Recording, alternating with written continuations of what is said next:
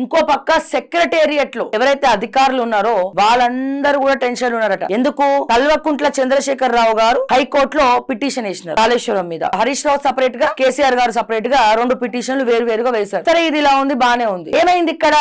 ఏదైతే అంటే చాలా సీక్రెట్ గా ఈ కాళేశ్వరం కమిషన్ ఇచ్చినటువంటి నివేదిక ఏదైతే దాచిపెట్టినారో ఆ కమిషన్ రిపోర్ట్ ముందే వెళ్ళిపోయిందంట బీఆర్ఎస్ కి. అంటే ఎక్కడి నుంచి వెళ్తే సెక్రటేరియట్ నుంచి వెళ్తది. మరి ఆ ఇచ్చిన ఐఏఎస్ ఆఫీసర్ ఎవరు అనే దాని మీద ఇంటెలిజెన్స్ వర్గాలు తీవ్రంగా ఎంక్వైరీ చేస్తున్నాయట. ఇప్పుడు పాయింట్ ఏంటంటే వీళ్ళు ఏమన్నారు? కమిషన్ రిపోర్ట్ బయట పెట్టట్లే. ఒకవేళ రిపోర్ట్ ఉన్నా వీళ్ళకి అనుకూలంగా అంటే కాంగ్రెస్ ప్రభుత్వానికి, అధికార పార్టీకి అనుకూలంగా ఉంది అని చెప్పి వీళ్ళు చెప్తున్నారు. మరి అనుకూలంగా ఉందా అనే విషయం రిపోర్ట్ బయటికి రాకముందే బీఆర్ఎస్ వర్గానికి, కేసీఆర్ కి గాని, హరీష్ రావు కి గాని, లేకపోతే ఈటెల రాజేందర్ కి గాని, మిగతా వాళ్లకు ఎలా తెలిసింది అనుకూలంగా ఉంది గవర్నమెంట్ కని? ఆ రిపోర్ట్ ని కోర్టులో ఎట్లా సబ్మిట్ చేసిండ్రు? అసలు కాళేశ్వరం రిపోర్ట్ ఎవరి ద్వారా టీఆర్ఎస్ కు చేరింది? హరీష్ రావు ఎట్లా తప్పించుకున్నాడు ఆ రిపోర్ట్ అనేదే పెద్ద అంతు చిక్కని ప్రశ్న.